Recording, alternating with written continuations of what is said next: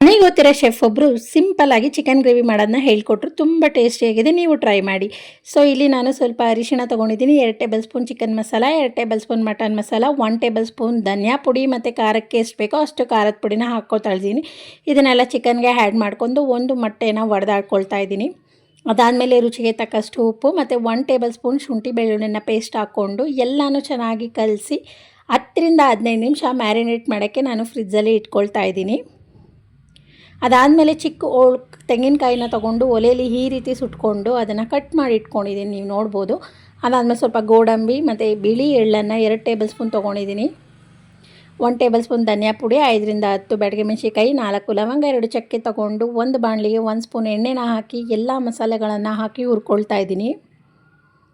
ನಾವು ಯಾವುದೇ ಒಂದು ಅಡುಗೆ ಮಾಡಿದ್ರೂ ಹುರಿದು ಮಾಡಿದಷ್ಟು ಸಿಗೋ ಟೇಸ್ಟು ಇನ್ಯಾವುದರಲ್ಲೂ ಸಿಗಲ್ಲ. ಸೊ ಎಲ್ಲ ಐಟಮ್ನ ಹುರಿದು ನಾವು ಪೇಸ್ಟ್ ಮಾಡಿ ಇಟ್ಕೊಳ್ಬೇಕಾಗತ್ತೆ.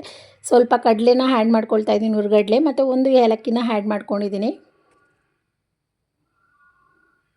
ಚೆನ್ನಾಗಿ ಹುರಿದು ಅದನ್ನು ತಣ್ಣಗಾದ್ಮೇಲೆ ನೈಸಾಗಿ ರುಬ್ಕೊಳ್ಳಿ. ಮತ್ತೊಂದು ಬಾಣಲಿ ಇಟ್ಟು ಅದಕ್ಕೆ 2 ಟೇಬಲ್ ಸ್ಪೂನ್ ಎಣ್ಣೆನ ಹಾಕಿ ಉದ್ದ ಹಚ್ಚಿರೋ ಈರುಳ್ಳಿ ಮತ್ತು ಸ್ವಲ್ಪ ಕರಿಬೇವು, ಚೂರು ಕಸ್ತೂರಿ ಮೇಥಿನ ಹಾಡಿ ಚೆನ್ನಾಗಿ ಫ್ರೈ ಮಾಡಿಕೊಂಡು ಸಣ್ಣಗೆ ಹಚ್ಚಿರೋ 2 ಟೊಮೊಟೊನ ಆ್ಯಡ್ ಮಾಡಿಕೊಂಡು ಟೊಮೊಟೊ ಸಾಫ್ಟ್ ಆಗೋವರೆಗೂ ಚೆನ್ನಾಗಿ ಹುರ್ಕೊಳ್ಬೇಕಾಗತ್ತೆ. ಅದಾದಮೇಲೆ ನಾವು ಪೇಸ್ಟ್ ಮಾಡಿರುವಂಥ ಮಸಾಲೆನ ಆ್ಯಡ್ ಮಾಡ್ಕೊಳ್ಬೇಕಾಗತ್ತೆ. ನಿಮಗೆ ಬೇಕಾದರೆ ಸ್ವಲ್ಪ ನೀರನ್ನು ಆ್ಯಡ್ ಮಾಡ್ಕೊಳ್ಳಿ. ಸೊ ನಾವು ಚಿಕನ್ ಹಾಕಿದ್ರೆ ಆ ಚಿಕನ್ನಲ್ಲೇ ನೀರು ಬಿಡುತ್ತೆ, ಅದರಿಂದ ನಾನು ಯಾವುದೇ ಜಾಸ್ತಿ ನೀರನ್ನು ಆ್ಯಡ್ ಮಾಡ್ತಾ ಇಲ್ಲ. ಈಗ ಮ್ಯಾರಿನೇಟ್ ಮಾಡಿರೋ ಚಿಕನ್ನ ಆ ಮಸಾಲೆಯಲ್ಲೇ ಬೇಯಿಸ್ಕೊಳ್ಬೇಕಾಗಿರೋದ್ರಿಂದ ಆ ಮಸಾಲೆಗೆ ಚಿಕನ್ನ ಆ್ಯಡ್ ಮಾಡ್ತಾ ಇದ್ದೀನಿ. ಚಿಕನ್ನಲ್ಲೂ ನೀರು ಬಿಡುತ್ತೆ. ಸೊ ನಿಮಗೆ ತುಂಬ ಗಟ್ಟಿ ಅನಿಸಿದ್ರೆ ಗ್ರೇವಿ ಇನ್ನೊಂಚೂರು ನೀರನ್ನು ನೀವು ಆ್ಯಡ್ ಮಾಡ್ಕೊಳ್ಬೋದು. ಅದಾದಮೇಲೆ ರುಚಿಗೆ ತಕ್ಕಷ್ಟು ಉಪ್ಪನ್ನು ಆ್ಯಡ್ ಮಾಡ್ಕೊಳ್ಳಿ. ಆ ಮಸಾಲೆನೇ ಚಿಕನ್ ಬೇಯಕ್ಕೆ ಬಿಡಿ ಮತ್ತು ಈ ರೀತಿ ಎಣ್ಣೆ ಬಿಡೋವರೆಗೂ ಚೆನ್ನಾಗಿ ಬೇಯಿಸ್ಕೊಳ್ಳಿ.